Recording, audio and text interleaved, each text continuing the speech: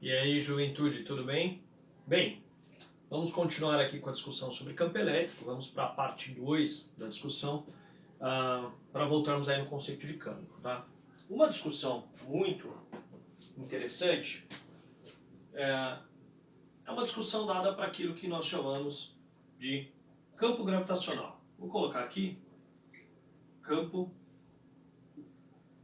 gravitacional. Beleza? Por quê? Aí estamos falando de campo elétrico, mas você vai conseguir relacionar os fatos. Suponha uma superfície plana e horizontal, tá? Na qual você tem dois corpos. Então eu vou colocar aqui, ó, um corpo de massa M1 e, na mesma altura, feito do mesmo material, um corpo de massa M2. Bem, turma, o que eu quero que vocês pensem? Para essa determinada altura, então, a altura é algo relativo, né? Então, para essa determinada altura, vou colocar aqui, ó, H, sabendo que a massa 2 é maior que a massa 1, eu faço a pergunta, considerando que aqui seja a Terra, beleza? Embora esteja aqui, ela não é plana, né? Vamos retomar. Você vai ter a seguinte discussão. Para qual dos dois corpos o campo gravitacional é mais intenso? Tá? Vamos lembrar que o campo gravitacional tem aí como representação a aceleração gravitacional. Então, ao nível do mar, por exemplo, dois corpos com massas diferentes, a uma mesma altura em relação ao nível do mar, apresentam as mesmas acelerações gravitacionais, beleza? Então, se aqui é 9,8 metro por segundo ao quadrado para esse cara, para esse é a mesma. Faz sentido? O campo gravitacional é essa representação. Como que a gente pode basicamente falar do campo gravitacional? Tá? De acordo com a lei da gravitação universal de Newton, nós podemos falar assim, ó, a força de interação entre dois corpos portadores de massa pode ser dada assim, ó, G, M1, M2 sobre D quadrado, certo? E se você tem a discussão aqui, para um corpo, por exemplo, para M1, tá? Sendo aqui a massa da Terra, só para, vamos colocar assim, ó, massa da Terra, ficar bonitinho. E aqui no lugar do M2, só para não confundir com aqueles dois caras que estão ali em cima, eu vou colocar um corpo de massa M, que pode ser M1, M1, M2, beleza? Se eu calcular o peso deste cara aqui, ó, o peso desse corpo, né? O peso dele, então eu vou colocar aqui, ó, M1. Como que é o peso dele? O peso dele é M1 vezes G, peso. Isso vai aqui no lugar da força F. Então aqui eu posso falar assim, ó, M1 vezes G. Dá uma olhada na equação, pessoal. O que nós temos? Ó, se isso é a força, isso é a força. M1 está multiplicando, vem para cá, dividindo, o que vai cortar os M'inhos, né? Quer dizer que o G, esse Gzinho aqui, que nós chamamos de aceleração gravitacional, será representado dessa forma, ó. Faz sentido? Isso é o campo gravitacional. Ou seja, o campo gravitacional é a relação entre a força gravitacional, que eu vou chamar aqui de F, e o Eminho 1, Eminho 2, Eminho 3, que é nada mais nada menos do que a massa de teste, a massa que eu uso para testar aquela região. Deu para entender? Então, o campo gravitacional, numa determinada posição, numa determinada altura, não depende das massas. É isso que está escrito aqui. Agora vamos voltar para a discussão elétrica. Certo? Vamos voltar para a discussão elétrica e vamos fazer o seguinte. Eu vou considerar aqui uma carga 1 positiva. Tá? Precisa ser positiva? Não. Eu quero por conveniência. Conveniência e necessidade eu já expliquei para vocês, tá? Tem coisa que você faz por conveniência e tem coisas que você faz por necessidade. Então tá aqui uma carga Q1. Beleza, pessoal? Vou chamar aqui Q1, assim, ó, carga 1. Vou colocar com Q maiúsculo. Fechado?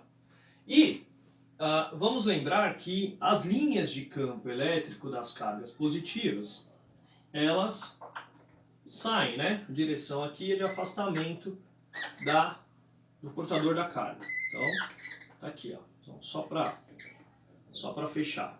Beleza, pessoal? E eu vou fazer a mesma pergunta. Quer dizer, se você pega uma carga de teste, vamos colocar assim, ó, uma carga de teste, ó.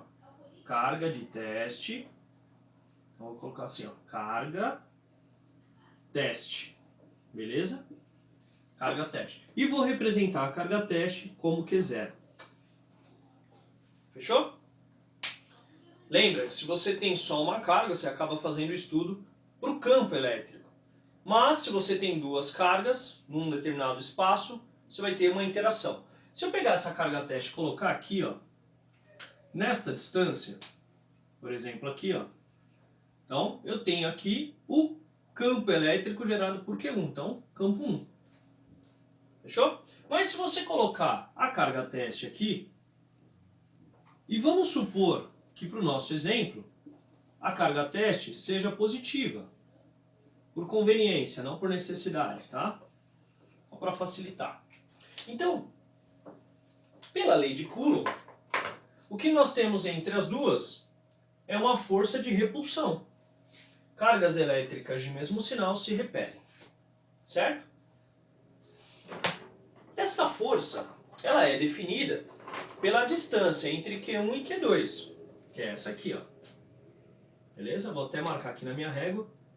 Pronto, só para não perder.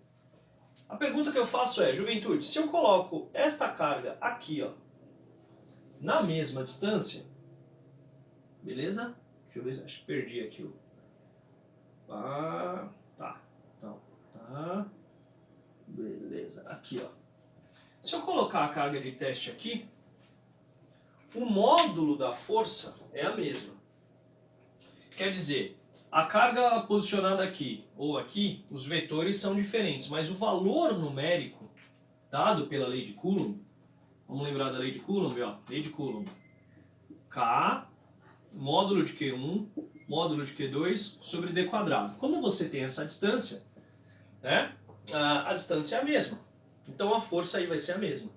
Isso nos dá uma direção aqui, quer dizer, nos dá um grupo de posições no qual, né, quer dizer, dentro deste grupo de posições, em qualquer lugar que você colocar esta carga de teste, a força é a mesma. Esse conjunto, esse espaço, nos dá uma superfície, porque eu estou fazendo aqui em 2D porque é uma lousa. E o nome que a gente dá para esta superfície é superfície equipotencial.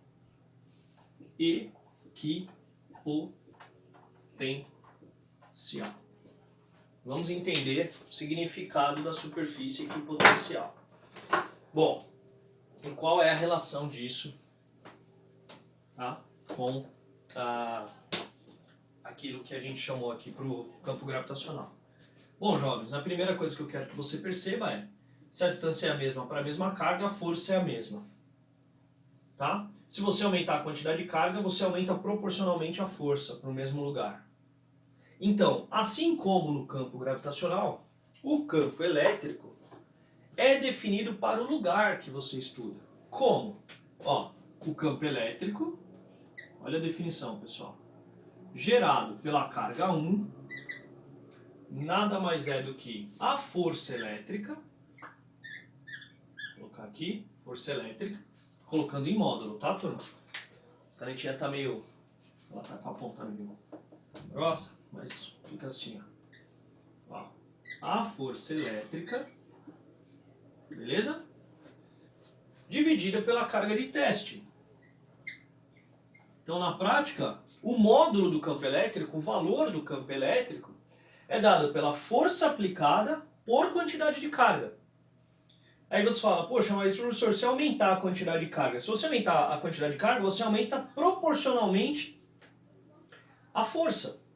Ah, a carga é 1, a força é 10. A carga é 2, a força é 20.